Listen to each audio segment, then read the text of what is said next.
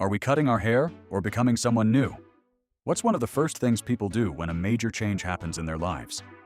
Starting a new job, getting over a breakup, heading into summer, or simply feeling bored? For many people, the answer is surprisingly similar. I got a haircut. Sometimes we're not just cutting our hair. We're cutting away an older version of ourselves. And that's why this topic is much bigger than hair. Looking throughout history, we realize that hair has never been just hair. In ancient Egypt, hairstyles were symbols of status. In Rome, a soldier's haircut represented discipline. Vikings completed their warrior identity with their hair and beards. In some societies, having your haircut wasn't a style choice at all. It was a punishment.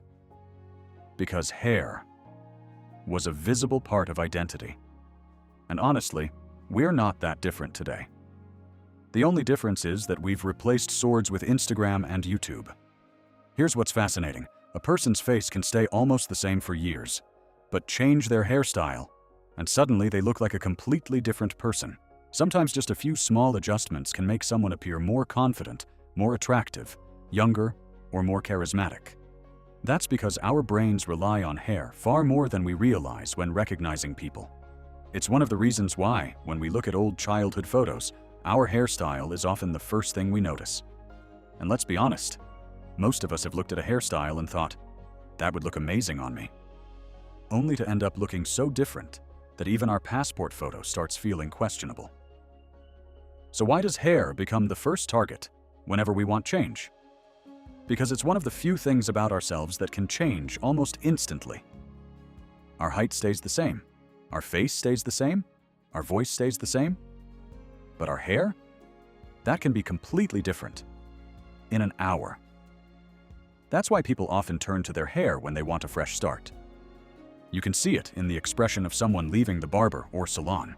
The same person, the same life, the same circumstances. Yet somehow, they feel completely different. Social media constantly reinforces this. A celebrity changes their hairstyle. The next day, millions of people are searching for the same look. A haircut becomes an image campaign, a trend, a statement. People love change, and hair is often the most visible form of it. But here's the paradox. We change our hair because we want to feel different. Yet often it's not just our appearance that changes. Our behavior changes too. We walk a little taller. We take more photos. We express ourselves more confidently. In other words, confidence doesn't always come from hair itself. Sometimes a new hairstyle simply unlocks confidence that was already there. Maybe that's why our relationship with hair is so powerful. We don't see it as just another part of a grooming routine. Let's face it. When we're bored, we change our hair. When a new chapter begins, we change our hair. Sometimes before making a major life decision, the first thing we change is our hairstyle. It's almost as if our brain is saying, if you can't change your entire life today, at least change your haircut. And then there's that classic situation. You walk into the barber shop feeling like a Hollywood star, and walk out looking like a judge trying to figure out what just happened. But here's the funny part. Sometimes even the smallest change can genuinely make us feel better, because changing your entire life in a single day is difficult. Changing what you see in the mirror is much easier. And sometimes that small change creates a surprisingly powerful feeling of, okay, now it feels right. So, are we cutting our hair? Yes. But sometimes we're also letting go of old habits, old emotions, and old versions of ourselves.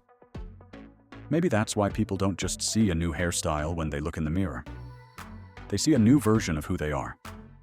And that's exactly why. Some haircuts are about much more than hair.